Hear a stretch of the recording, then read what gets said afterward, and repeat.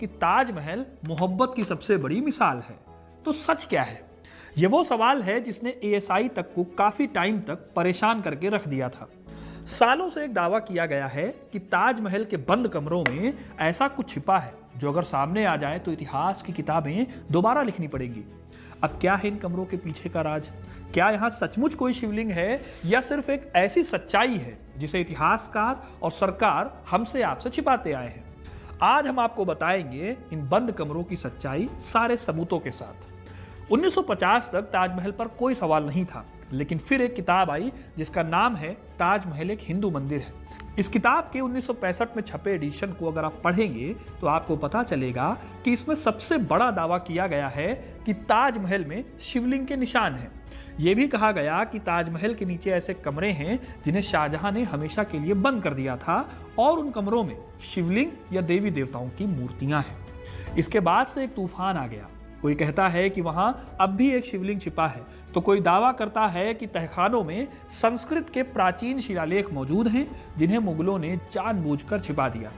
इन दावों में अक्सर कहा जाता है कि ताजमहल असल में एक प्राचीन मंदिर था, तेजो महालय, जिसे शाहजहां ने अपने कब्जे में लेकर अपनी बेगम मुमताज महल के नाम से एक मकबरे में बदल दिया।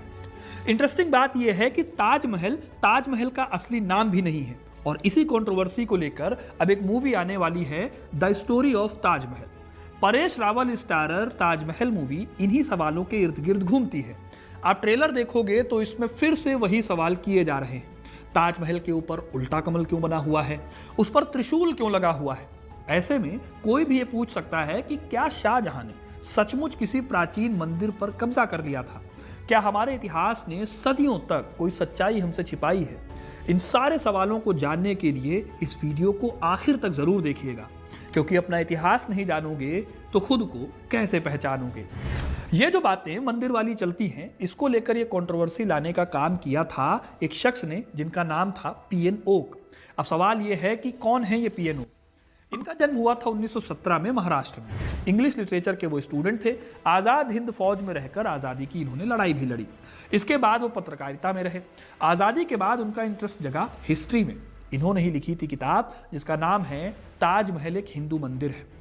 इस किताब में उन्होंने ऐसे ऐसे दावे किए जो कि आज तक चलते आ रहे हैं, लेकिन उन दावों पर आए उससे पहले ताजमहल के बनने की कहानी को जान लेते हैं।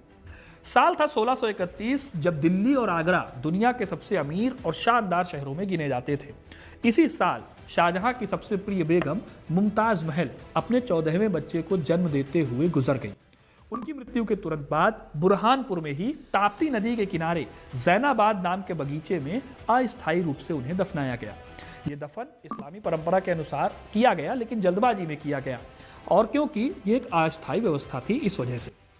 उनकी मौत के बाद शाहजहां टूट गए। इतिहासकार अब्दुल हमीद लाहौरी अपनी किताब पातशाहनामा में लिखते हैं कि शाहजहां कई दिनों तक अपने महल से बाहर नहीं निकले।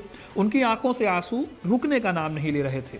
इसी गहरे दुख ने जन्म दिया उस स्मारक को जिसे आज दुनिया ताजमहल के नाम से जानती है। वो अपनी बेगम के लिए यमुना नदी के किनारे आगरा में एक भव्य मकबरा बनवाना चाहते थे। इसीलिए उनकी मृत्यु के लगभग 6 महीने बाद दिसंबर 1631 में मुमताज महल के रिमेन्स को सम्मान पूर्वक बुरहानपुर से आगरा लाने का प्रोसेस शुरू हुआ। अब्दुल हमीद लाहौरी ने पातशाहनामा में इसका डिटेल में डिस्क्रिप्शन दिया है। लाहौरी लिखते हैं कि मुमताज महल के पार्थिव शरीर को सोने और चांदी के ताबूत में रखा गया।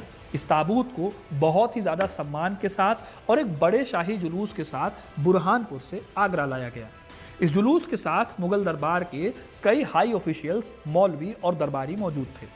जब मुमताज महल के अवशेषों को शाही जुलूस के साथ बुरहानपुर से आगरा लाया गया तो उन्हें ताजमहल के लिए ली गई जमीन पर ही एक टेम्परेरी जगह पर दोबारा दफनाया गया। ये जगह आज भी वहां मौजूद है। इसके बाद उन्हें ताजमहल के अंदर अंतिम रूप से दफनाया गया। इस तरह 1632 में ताजमहल बनना शुरू हुआ और 1648 में बनकर तैयार हुआ। यानी लगभग 16 साल लगे उस इमारत को बनाने में जिसे हम और आप ताजमहल कहते हैं। और तब मुमताज महल को वहां फाइनली दफन किया गया। शाहजहां ने लेकिन सिर्फ मकबरा नहीं बनवाया था, बल्कि उस दौर की आर्ट, साइंस और आर्किटेक्चर को उन्होंने टॉप लेवल पर लाकर खड़ा कर दिया। इस हद तक इन्होंने इसमें परफेक्शन दिया कि 1836 में W.H. स्लीमन जो कि एक अंग्रेज ऑफिसर थे, उनकी पत्नी ने जब ताजमहल को देखा तो कहा कि अगर उनकी याद में ऐसा मकबरा बने तो वो इसके लिए कल मरने को तैयार है। ट्रेवेनियर, जिन्होंने बेहद करीब से जाकर देखा था ताजमहल को बनते हुए, उन्होंने भी अपने विवरणों में जमकर ताजमहल की तारीफ की है। इतिहासकार बताते हैं कि ताजमहल को बनाने में 20,000 से ज्यादा मजदूर और कारीगर शामिल थे। इनमें भारत के अलावा फारस, तुर्की और सेंट्रल एशिया के शिल्पकार भी थे। उस दौर के प्रसिद्ध वास्तुकार उस्ताद अहमद लाहौरी इसके मेन डिजाइनर या आर्किटेक्ट थे। इसमें लगा संगमरमर राजस्थान के मकराना से लाया गया और कीमती पत्थर जैसे यमनी, फिरोजा, लैपिस लाजुली और अगेट, ये सब अलग अलग जगहों से जैसे कि पर्शिया, फारस या ईरान जिसको हम कहते हैं, तिब्बत, चाइना और श्रीलंका से मंगवाए गए। और ये सब कुछ हवाई बातें नहीं है, ये सब कुछ प्रॉपर लिखा गया है, ना सिर्फ शाहजहां के दरबारी इतिहासकारों द्वारा बल्कि उस दौर में आए यात्रियों द्वारा भी, यानी उनके क्रॉनिकल्स में। बादशाहनामा और शाहजहांनामा जैसे ग्रंथों में ताजमहल के निर्माण की पूरी बात लिखी गई है। इसकी नींव डालने से लेकर मकबरे के पूरा बन जाने तक सब कुछ लिखित में मिलता है। यह भी जिक्र मिलता है कि मिर्जा राजा जय सिंह की यह जमीन थी जिसे एग्रीमेंट के तहत शाहजहां ने उनसे लिया था। शाहजहां ने इसे नाम दिया था रोज़ाए मुमताज महल, मतलब मुमताज महल का मकबरा। यानी मुगल दस्तावेजों में ताजमहल नाम की कोई इमारत आपको देखने को नहीं मिलेगी। इसका दूसरा जो नाम मिलता है वो है रोज़ाए मुनव्वरा। लेकिन पीएनओ की पूरी कंट्रोवर्सी जो है वो ताजमहल के नाम से ही शुरू होती है और उसी आधार पर दावा है कि इस इमारत का असली नाम तेजो महल है। अब सोचने वाली बात यह है कि जब मुगल रिकॉर्ड्स में ही ताजमहल नहीं है तो क्या यह खुद ही एक प्रूफ नहीं है कि तेजो महल नाम बहुत प्राचीन नहीं है। यहीं से कंट्रोवर्सी की पहली परत खुलती है। यूरोप के यात्रियों ने जैसे कि जीन बैप्टिस्ट ट्रेवेनियर और फ्रांसवा बर्नियर, इन लोगों ने अपनी किताबों में ताजमहल को एक नए कंस्ट्रक्शन के हिसाब से लिखा है। ट्रेवेनियर ने तो ये तक लिखा कि उसने अपने जीवन में इतनी शानदार इमारत कभी नहीं देखी, यानी कि तेजो महालय शब्द की नींव असल में खोखली है। लेकिन पीएन ओक ने अपनी किताब लिखी ताजमहल एक मंदिर है। कहते हैं कि उनकी किताब को छापने में एकेडमिक हिस्टोरियंस ने उनकी बातों को मानने से मना कर दिया था। इस वजह से किताब छापने में बहुत दिक्कतें आ रही थी। अपनी किताब के प्रीफेस में वो खुद लिखते हैं कि इसके बाद उन्होंने इंस्टीट्यूट फॉर री राइटिंग इंडियन हिस्ट्री पुणे इसकी स्थापना की और वहीं से उन्होंने अपनी किताबें छापी, यानी वो अपनी किताब के पब्लिशर भी खुद हैं।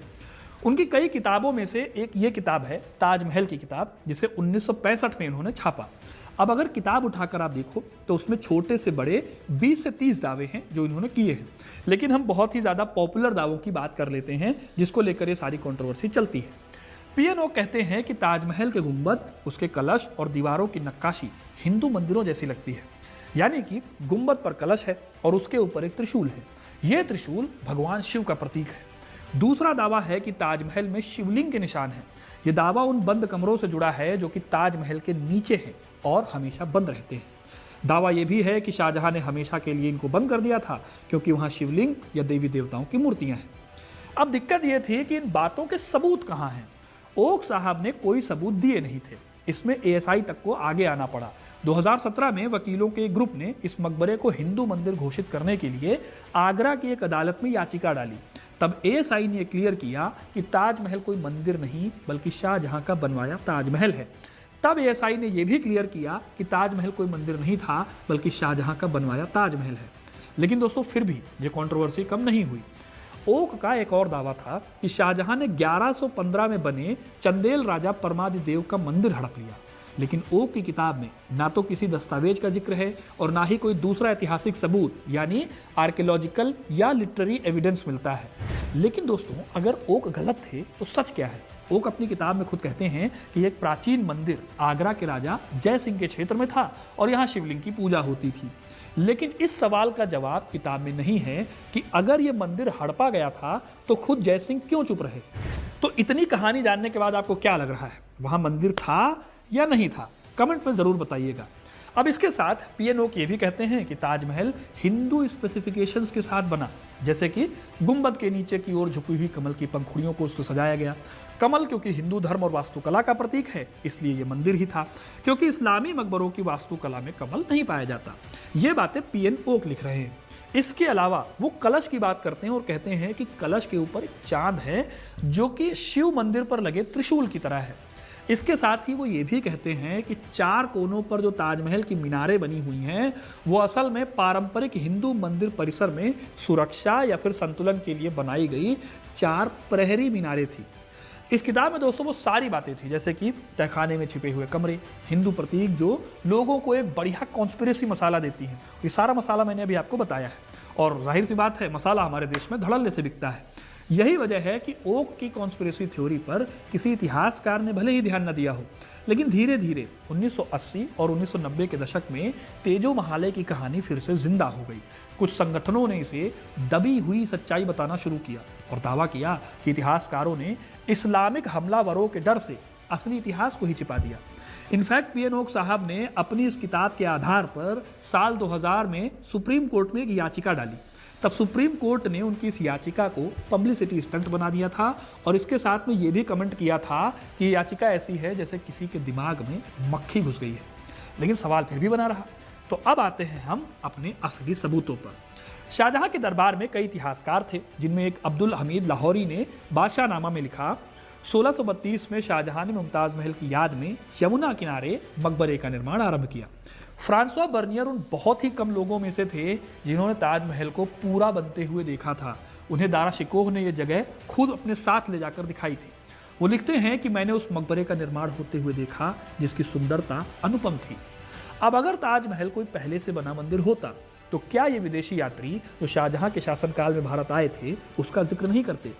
इतिहासकार आर नाथ, जो कि मुगल आर्किटेक्चर के बहुत अच्छे एक्सपर्ट माने जाते हैं, वो लिखते हैं कि ताजमहल पूरी तरह से प्लान्ड मुगल स्मारक है। इसके डिज़ाइन से लेकर इसके आर्किटेक्चर तक हर एक एलिमेंट शाहजहां के काल के हिसाब से है। इसके किसी हिस्से में मंदिर या मूर्ति पूजा के संकेत नहीं मिलते। अब आते हैं इस दावे पर कि ताजमहल के ऊपर कलश, कमल और त्रिशूल हिंदू मंदिर का सबूत है। लेकिन जो लोग आर्किटेक्चर के स्पेशलिस्ट होते हैं वो बताते हैं कि ये कलश इस्लामिक वास्तुकला का भी हिस्सा है, जो पर्शिया, टर्की और सेंट्रल एशिया में भी देखा जा सकता है। और ये किसी दैवी ऊर्जा का प्रतीक नहीं बल्कि बैलेंस और यूनिटी का प्रतीक है, जो अरबी कला में गहराई से रचा बसा है। एक और बात यहाँ पर कही जाती है कि जो ताजमहल में कमल वगैरह बना हुआ है, इसे यहाँ के हिंदू मेसन्स ने बनाया है, तो क्योंकि आर्किटेक्चर में वो अपने निशान भी छोड़ गए। अब बात करते हैं पुरातात्विक प्रमाणों की। एएसआई ने 1970 और 2000 के दशक में ताजमहल के स्ट्रक्चर की स्टडी की। इन स्टडीज में कहीं भी मंदिर आधारित संरचना के अवशेष नहीं मिले। जो भी खुदाई हुई या जो भी इन्होंने जांच की उसमें नींव, ईंट और पत्थरों का जो स्ट्रक्चर है वो मुगल कालीन पाया गया, न कि गुप्त या पूर्व मध्यकालीन। अब ऐसे ही एक और जो दावा होता है कि ऐसे कैसे बुरहानपुर से लेकर चले आए मुमताज महल के रिमेन्स को। मुगल काल में इंपीरियल बरियल खास मायने रखता था। हुमायूं को भी 1 या 2 बार नहीं बल्कि 4 बार दफनाया गया। क्यों? क्योंकि शासकों के रिमेन्स को सेफ रखना और उन्हें उनके लिए बनाए गए अच्छे अच्छे मकबरे में आखिरी तौर पर स्थापित करना उनकी सत्ता और उनकी विरासत को दिखाता था। यही वजह है कि मुमताज महल के अवशेषों को बुरहानपुर से लाना कोई अजीब या कॉमन सेंस के खिलाफ वाली बात नहीं थी, बल्कि ये मुगल परंपरा का ही एक ज़रूरी हिस्सा था। ऐसे ही अगर आप देखो तो जहांगीर को 3 जगह दफनाया गया है। लेकिन यह सब सच है तो ताजमहल के उन बंद कमरों का सच क्या है? वहाँ क्या छुपा हुआ है? वही कमरे जिनके बारे में कहा जाता है कि इनमें तो मूर्तियाँ छिपी हुई हैं। तो 2022 में एएसआई ने इन कमरों की फोटोज जारी की और वहाँ पता क्या चला? वहाँ भी कुछ नहीं निकला। रही बात तहखाने की, तो इस तरह का तहखाना सिर्फ ताजमहल में नहीं है बल्कि हुमायूं के मकबरे में भी है, जिसे ताजमहल का पूर्वज माना जाता है। ये तहखाने यमुना नदी के किनारे ताजमहल की नींव को सहारा देने वाले स्ट्रक्चर का हिस्सा है। इनको स्टोरेज रूम या पैसेजेस गैलरीज के नाम से भी आप समझ सकते हैं। ये कमरे नदी के लेवल के करीब होते हैं। जो मेन स्ट्रक्चर है उसकी मिट्टी को ना तो ह्यूमिडिटी आने देते हैं और फिर नदी के कटाव से भी बचाते हैं। ऐसे ही हुमायूं के मकबरे के नीचे 50 से भी ज़्यादा कमरे हैं। लेकिन ताजमहल के साथ पता है क्या वाली बात हुई है? आपने नोटिस किया होगा कि पर्दे को हटाने पर मना करने से डाउट आता है कि भाई पर्दे के पीछे कुछ तो है। वैसे आखिरी में मैं आपको एक बात बताता हूँ। एक लॉजिकल फैलेसी है, मतलब जब हम किसी को लॉजिक देते हैं तो कई बार हम फैलेसीज का इस्तेमाल करते हैं सामने वाले के आर्ग्यूमेंट को दबाने के लिए।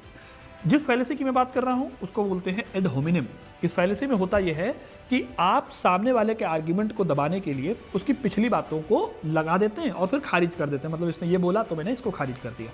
आमतौर पर मैं किसी भी वीडियो में नहीं करता हूं, लेकिन पीएनओ के कुछ ऐसे भी दावे हैं जो आपको हैरान कर देंगे। जैसे कि पीएन ओक ने ही ये दावा किया था कि दुनिया की कई प्रसिद्ध इमारतें हैं जिन्हें आमतौर पर इस्लामी या ईसाई वास्तुकला से जोड़कर देखा जाता है, वो कहते हैं कि ये सब मूल रूप से हिंदू ही थी।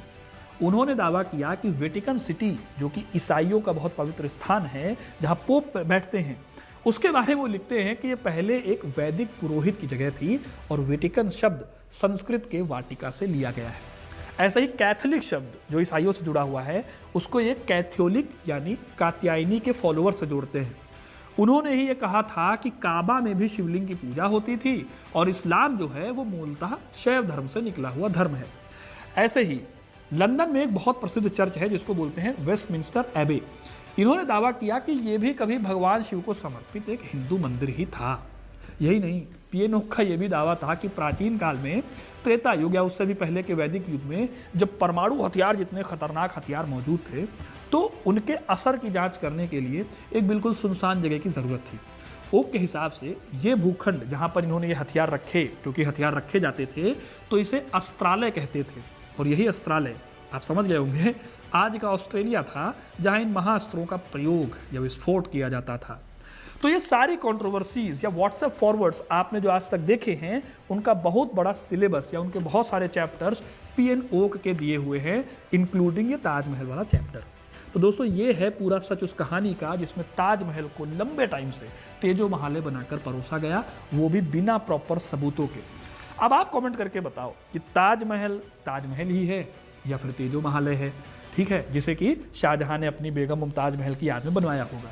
एक बात और जोड़ दूं कि जरूरी नहीं है कि सिर्फ उनकी याद में बनवाया गया। बड़ी बड़ी इमारतें जो मुगल काल में या किसी भी काल में बनती थीं, उनका एक मकसद अपनी ताकत और अपनी समृद्धि को दिखाना भी होता था। ये बात मेरी पूरी वीडियो में छूट गई, मैंने कहा आपको यहाँ बता दूं। अब आपको ये वीडियो कैसा लगा कमेंट करके जरूर बताइए। वीडियो अच्छा, ये मूवी अभी रिलीज ही होने वाली है। जब आप ये वीडियो देख रहे होंगे तो शायद ये मूवी जो है वो रिलीज हो जाएगी। तो क्या आप चाहते हैं कि मैं एक वीडियो लेकर आऊं जिसमें मैं मूवी में बताए गए दावों को खंडित करते हुए या मूवी के बताए हुए दावों की असली कहानी आपके सामने लाऊं? कमेंट करके जरूर बताना।